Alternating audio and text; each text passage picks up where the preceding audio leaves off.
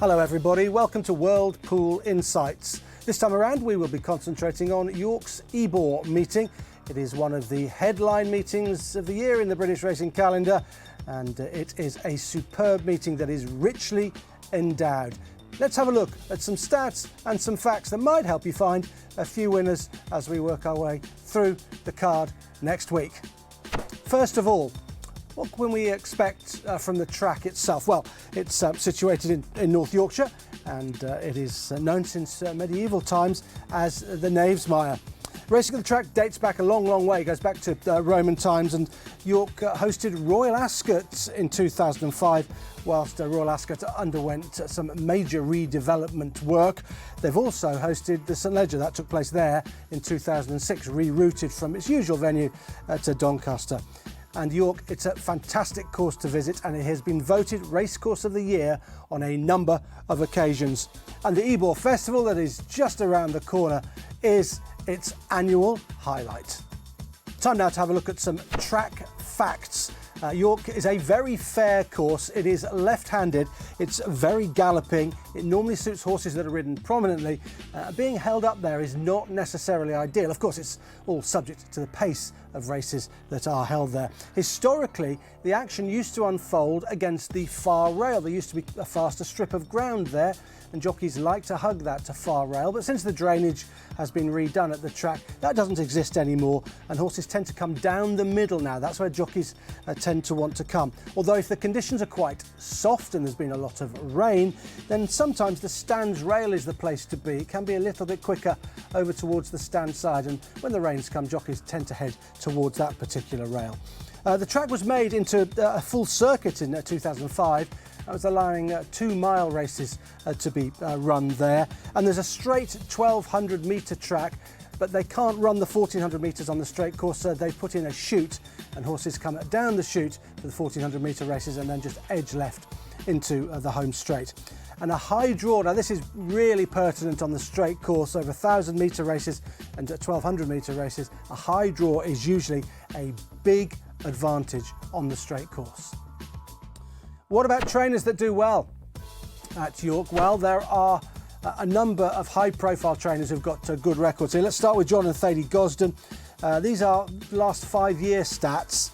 They've got a 24% strike rate, 12 wins from 49 runners. Of course, a few years ago, the licence was just in John Gosden's name, now John and Thady, but over the 5 years, that is a 24% strike rate. William Haggis, he loves this meeting, and he loves sending horses to York, and he does really well with the runners he has there. 16% his strike rate, that equates to 34 wins from 211 runners.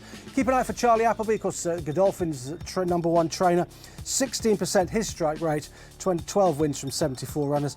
And this is an interesting one. Simon and Ed Crisford, they're going well at the moment. Horses are in very good form currently, and they've got a 30% strike rate. That equates to 9 wins from 30 runners. It's something of a small sample size, but worth noting, I think. And this is very much worth noting. Aidan O'Brien, one of the world's leading trainers, his strike rate, 7% at York. He's just had 5 winners from 68 runners. Quite a small sample size, but if you think he's a 25% plus trainer throughout his career, that's his strike rate. Only 7% with runners that he sends to York. So just be a little bit wary of the Aidan O'Brien runners, perhaps at the Ebor meeting. But do keep an eye on the Gosdens, William Haggis, Charlie Appleby and the Crisfords. Let's turn our attention to the jockeys then. Who does well at York? Frankie Dettori, predictably, he's just about to the best here. He rides the track very well indeed, and he's in great form at the moment. His strike rate is 28%, 24 wins from 87 rides. Ray Dawson, small sample size, but he's a good young jockey, even if he's not a household name. He's had 5 wins from 16 rides, that's the 31% for him. Ross Orion, good young jockey as well, 10 wins from 55, 18% his strike rate.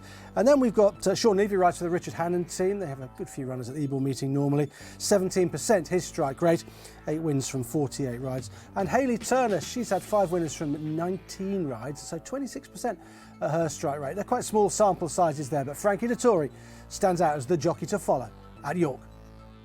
So, What are the feature races at the Ebor meeting at York? Well, there's a whole host of them, but we have to pick out these. You've got the Group 1 Juddmonte International, over 10 furlongs, been won by some fantastic horses in the past, most notably Frankel, of course. You've got the Group 1 Nunthorpe Stakes, where they fly up the home straight over 1,000 metres, and 2-year-olds sometimes taking on the older horses as well over that sprint trip. The Group 1 Yorkshire Oaks for your fillies and mares, and then the richly endowed and very competitive Ebor Handicap on the final day of the meeting.